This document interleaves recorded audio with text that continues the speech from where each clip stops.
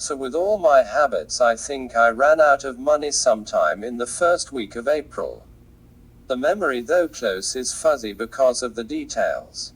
I hadn't had a bank account in about 4 years, my license was 2 years expired, no tax returns, so none of the normal options for money were open to me. A couple of things happened that I won't explain but gave me confidence that whatever was happening was not a surprise or unprepared for, so I just kept living. No smokes, no food, but I had plenty of water. Sunday, May 3rd, I came back down from the mountain and made an arrangement with the baker at the base of my building to have a tab, breakfast in the morning and a large pizza every other night. I had bought a lot of coffee from him and pizza once a week or so I was a good customer, but his generosity was more than just being nice to a good customer. May 3rd, I made the order and walked back up to my room. I looked in the mirror and noticed how skinny I had become, that there was dried blood running down the side of my face. I laughed at how casual I was in the bakery, haha. What they must be saying maybe. Didn't matter, I finally had a little fuel. Eventually, after a dream of myself putting money in trees and then coming back for some, I remembered someone I had helped out 4 years previously and shot off a half-serious email wondering if they were in a position to re-gift the loan, something I hadn't thought of doing previously, but I started feeling bad for taking food from my baker, haha. Surprisingly, the answer was quick and positive, more than I had hoped for really, and that is where I am now. The time is 6:06 am and the date is May 24th. I had gotten bored of sitting in my room with no food, so I decided around the last day of April to go camping.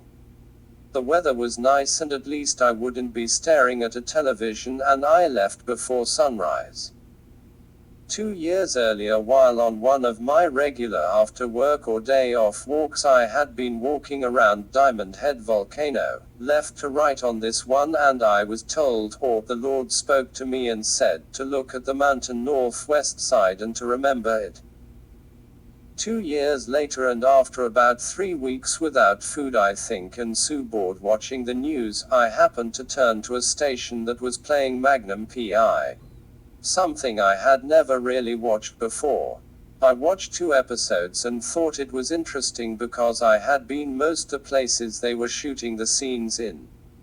Then, this episode came on where he was becoming restless, was told, or led, to walk up a mountain, and then was told over and over again once there what he would need to do to survive. Leverage, he freed himself from where he was stuck and walked back down the mountain, passing his business partners on the way. I was so bored, watching TV day after day, not allowed to go outside, no money coming in and no food for weeks. I remembered the thought about the mountain, the northwest side, so the next morning, if I remember correctly, I packed a few things and headed up. I felt so confident because of the previous experience, but I had really no idea where I was going. I didn't have a lot of energy. I came back up, left around right, and saw a new culinary school had been built. There was a fence behind it and a water drainage canal that was brand new and clean, external to the property. I walked down the drainage canal until it ended, looked ahead and saw a little grove of trees and headed for it. It was facing NW, so seemed accurate. There was long grass between me and the grove, and I remember tripping and landing on my knees. I could see the ocean and it looked beautiful. I got back up and made it to the grove. I laid out my blankets. The long grass under the trees was a perfect bed, and there was actually a little recess where my body fit in, and the wind blew over the top, but I wasn't affected. I stayed there 3 days. When I came back, even with the generosity of the baker, I never felt quite satisfied. My body had lost a tremendous amount of weight, and I always felt like I could eat double to triple the morning and evening routine I had set up with the generosity of the baker. Once the money came, I went to Walmart, oatmeal, peanut butter, raspberry preserves, turkey sandwiches, frozen salmon fillets and potatoes for dinner. I couldn't stop eating though. My body was literally capable of unlimited intake for a while, I think.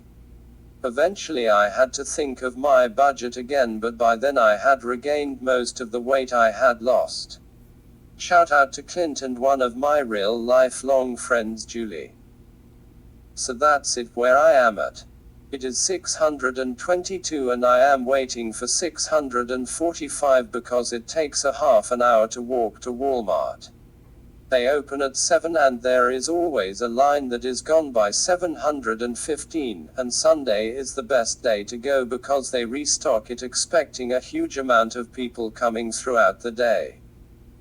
Now I have to go pee. I decided to wait till Monday. Nothing too specific.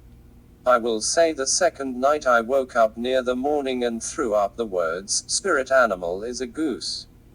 It made me laugh at first because I think we are all hoping for a tiger or a lion. Okay. But then, and it was still dark, or is still dark as I imagine it, it started to transform into something different. The effect or power of the stance, you can sort of feel the form without being able to see it. That day, as I lay in my long grass trench and stared up into the tree I was under, the birds were eating the berries, I happened to see this smallish outgrowth from one of the branches that was right above me but sort of out a ways. From my perspective it was directly from the back facing northwest, the same as my feet. It looked like a female figure or figurine in a robe or long garment, one arm held out with a long staff, slender body and a head, and just above the head like a uraeus with the shape of a cobra. 3 to 4 inches tall. I couldn't believe it really at first, that I hadn't noticed it sooner, the accuracy and the tiny details, but the more I looked at it the more I decided to not take it too seriously, not take anything too seriously considering the condition I was in, and I just sort of relaxed, looked at the water, stared up at the tree, glanced from time to time at the figurine. Life is not so bad here now that I have a little money. I have had time to correct some errors and add some things, do some proofreading. My building has a pool, so I go there when I can't stand being in my room, hit the pool area for a few hours or until being outside starts to make my apartment sound good again. Okay. Some of this I think could sound depressing, but it was more of an adventure for me. It's 7:03 and I think most people just miss out on most of it. As I started to regain strength, I also regained the capacity to complain a bit about the uncertainty of my situation. The voice came back, "You've had a lifelong wish to live the lifestyle of an author." That's true. 7:21. 7:42.